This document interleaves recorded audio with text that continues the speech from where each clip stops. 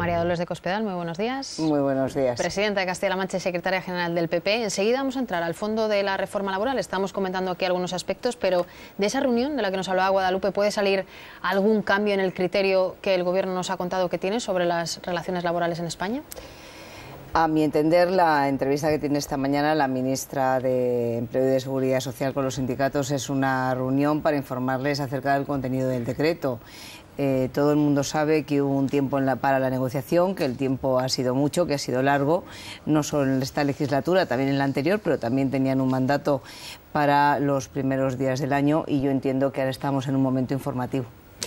Hemos comentado también aquí, se ha comentado en la mesa, cómo hay muchísimas referencias a la forma de abaratar el despido. Y ahora entramos también en las diferentes maneras. ¿Cree que con 5 millones de parados, más de 5 millones, hacía falta ayudar a alguien a despedir? ¿No tenían ya garantías suficientes para poder hacerlo los empresarios? Pues mire, yo creo que lo más importante de esta reforma laboral, claro, habrá muchos puntos de vista, pero yo creo que lo más importante de esta reforma laboral es que se incentiva muchísimo la contratación, se incentiva mucho, sobre todo en personas jóvenes, donde, como es bien sabido, entre menores de 30 años, 1 de cada 2 están en paro en nuestro país. Tenemos la tasa de paro más alta de toda Europa, no solo en población juvenil, sino en todos los tramos de población, y hay también unas importantes bonificaciones para la contratación, deducciones también por la contratación del primer empleado menor de 30 años, hay ayudas a las cotizaciones a la Seguridad Social para la contratación de trabajadores que lleven mucho tiempo desempleados para parados de larga duración, hay muchas ayudas también al fomento del autoempleo, hay una extensión del contrato de aprendizaje y de formación de tal manera que los jóvenes puedan estar trabajando y también formándose durante más tiempo, es decir, hasta los 25 años. Yo creo que hay muchos incentivos a la contratación. Estaba leyendo hace escasos minutos las últimas declaraciones y estudios que ha realizado, por ejemplo, la Asociación de Trabajadores Autónomos de España, donde dice que con una reforma de estas características los autónomos y las pequeñas empresas tienen la posibilidad de contratar más personas y que calculan que en un año se puedan crear algo más de 300.000 empleos, y yo creo que cuando los autónomos y las pequeñas empresas, fundamentalmente, que son los que crean el 95% de los puestos de trabajo de este país, consideran que es una buena reforma y una reforma que incentiva la contratación, estamos en la buena dirección. Hay todas esas referencias, pero créame, no solo la prensa lo ha destacado, hay cierto malestar en las referencias al despido. Nos pasaba igual con el anterior gobierno, que nos decían no es lo importante. Bueno, pues a la gente sí le interesa saber por qué el gobierno ha decidido rebajar las condiciones de despido. De momento de 45 a 33 y también a 20 días en función de los beneficios de las empresas. ¿Por qué se toma esa decisión, insisto, si ya se podía despedir a la gente en este país de una manera, suponemos, más o menos fácil si hay 5 millones de parados? Pues mire usted, el gobierno ha hecho lo que consideraba que era más oportuno para flexibilizar el mercado laboral y para permitir la viabilidad de las empresas, fundamentalmente de las más pequeñas, que son, como le digo, el entramado empresarial más importante que tiene nuestro país, y de acuerdo con esa combinación necesaria entre lo que tiene que ser el interés empresarial en mantener la actividad y en no cerrar la empresa y defender el derecho de los trabajadores, ha intentado hacer equilibrios y yo creo que la situación está equilibrada. Y en este sentido, si solo se hablara de despido, yo entendería algunos. Lo que ocurre es que la reforma tiene una parte muy importante de incentivación a la contratación, y una reforma laboral no se puede ver solo mirando una parte, hay que ver el todo y el conjunto. Y yo creo que este es el mérito de esta reforma, que va al conjunto, que va a la globalidad, que va a lo importante, que toca, por ejemplo, también el tema de los convenios, que era una cuestión muy demandada desde todos los ámbitos.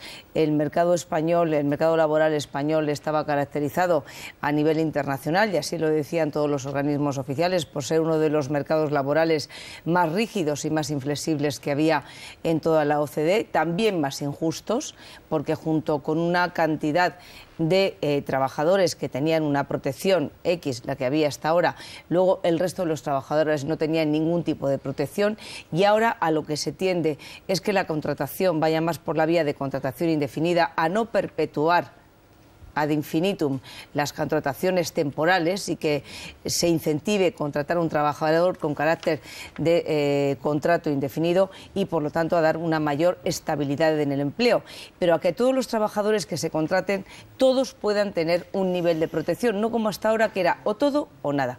Y yo creo que también en este punto la reforma es una reforma muy solidaria dentro del ámbito también de los trabajadores. Entonces entiende la preocupación de la gente cuando lee, por ejemplo, el tema de los 20 días, ¿no? Ustedes dicen que se quedan 33, pero si la empresa puede demostrar 3 trimestres de pérdida de beneficios, parece difícil que ahora mismo una empresa en este país no esté teniendo al menos pérdida de beneficios, pueda despedir a sus trabajadores por 20 días. Entiende que haya gente preocupada ahora mismo, independientemente de las ideologías y demás, sino de su propio futuro laboral, también los jóvenes, claro. Bueno, pero eso yo creo que es lógico, también creo que es lógico y es normal que cuando se habla de los 33 días en vez de los 45, que es lo que dice la norma, porque el resto son causas excepcionales, haya muchas personas que entiendan que aquel que está trabajando tiene que realizar una aportación en este sentido solidaria para promover y procurar que todos aquellos que hoy no pueden acceder al mercado laboral, que son más de 5 millones de españoles, tengan una oportunidad y se puedan abrir puertas a la contratación y puertas al empleo. Y en este sentido, bueno, pues el esfuerzo que se pide a la población española es un esfuerzo bastante solidario para los que están trabajando, para que también haya gente que hoy no lo está haciendo que pueda acceder al mercado laboral. Y en este sentido yo creo que es una reforma muy equilibrada. Se ha mencionado también aquí el cambio de criterio en el Gobierno. ¿Qué ha cambiado? Antes de las elecciones ustedes insistían en que abaratar el despido, y se lo decían además al Gobierno de Zapatero, no iba a mejorar las cosas, sino que las iba a empeorar. ¿Por qué ahora han cambiado de criterio? ¿Por qué ahora sí se puede abaratar el despido y por qué eso genera más puestos de trabajo? Pues mire, porque esa, le vuelvo a repetir, no es la única medida de la reforma laboral. Eso es lo primero que quiero volver a reiterar otra vez. La parte más importante, si uno lee el decreto, la parte más importante de la reforma laboral es toda la dedicada a los incentivos a la contratación, a las deducciones fiscales, a las bonificaciones en materia de la seguridad social, a los temas de formación, los temas de autoempleo, a la posibilidad de negociación en el ámbito de la empresa, las famosas cláusulas de descuelgue, para garantizar las viabilidades de las empresas que muchas veces se mueren y desaparecen porque no hay manera de que puedan llegar entre empresarios y trabajadores a un acuerdo. Esa es la parte más importante, con mucha diferencia de la reforma laboral, pero con mucha diferencia. Y entonces lo que no se puede decir es que solo, porque sería injusto y además no sería verdad, se trata de abaratar el despido, porque no es verdad. Hay una parte muy importante, la más importante de la reforma laboral, que habla de otras cosas. Y también le tengo que decir, las cuentas de la Seguridad Social hoy son las que son. Y eso también hay que tenerlo en cuenta cuando ha llegado un nuevo gobierno, y no son las que se decían que se eran. Eso también lo saben muy bien los españoles. Pero con independencia, supongo que lo conocían. Sí, claro, el dato del paro sí. Las cuentas de la Seguridad Social no eran las que dijo el anterior gobierno, pero eso ya lo sabe todo el mundo. Esto tampoco lo estoy descubriendo yo. ¿Pero eso ha sido la razón fundamental por la que han cambiado La razón fundamental, le vuelvo a decir, es que es una reforma completa, que va al todo, y que hay dos partes. Yo diría tres. Hay una parte fundamental, que es el tronco de la reforma, dedicada al incentivo a la contratación. Hay otra parte fundamental dedicada a la negociación, que estaba muy demandada desde hace mucho tiempo. Y hay otra parte que habla de las condiciones de extinción de las relaciones laborales, efectivamente, de despido, como usted dice, que es exactamente lo mismo. Y que clarifica determinadas situaciones. La línea general y la regla general son los 33 días, pero junto con eso hay algo que es muy importante, que los trabajadores a los que se contrate tendrán todos derecho a la protección social y no tendremos contratos basura, ni estaremos condenando a nuestros jóvenes a contratos basura, como ocurrió tras la última reforma laboral. ¿Esta reforma garantiza sin eso? Ningún tipo de protección, sin ninguna duda. Leyendo el BOE, que lo hemos leído aquí también en la mesa, y subrayando algunas de las cosas que usted está mencionando, dígame, para quien tenga ahora mismo un contrato, no para quien esté en el paro, ¿en qué es buena esta reforma? Diríjase a esa gente que esté, yo le decía, preocupada ahora mismo. ¿En qué va a cambiar su vida a mejor con esta reforma para el trabajador, insisto, no para el empresario? Pues mire, es buena en que, por ejemplo, si su empresa se encuentra en una situación complicada y no puede tomar determinados tipos de medidas porque hasta dentro del ámbito de la organización de la empresa es incompatible con el convenio colectivo por el que se rijan, entre el empresario y los trabajadores y hay muchísimos casos, y yo, déjenme que le diga que los conozco, que les gustaría poderlo hacer, van a poder encontrar salidas juntos para, por ejemplo, mantener la viabilidad de su empresa. Es una reforma que ayuda también a mantener la viabilidad de las empresas, porque si las empresas desaparecen, desaparece el empleo, y porque el empleo es que no nace de los árboles, el empleo se crea en las empresas. Y en este sentido ayuda también el mantenimiento de los puestos de trabajo. Es verdad que hay muchos que dirán, bueno, pero es que si mi relación laboral se extingue o me despiden por lo que sea, yo tengo derecho a menos días de paro. Bueno, pues es verdad, eso es verdad.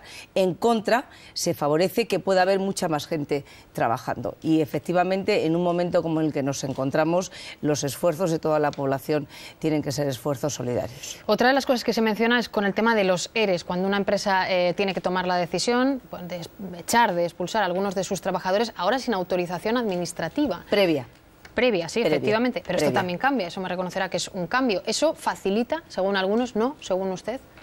Pues mire, eso facilita que las relaciones laborales en la empresa sean más fluidas, porque la autorización administrativa tiene que producirse en cualquier caso. Estamos hablando de previa.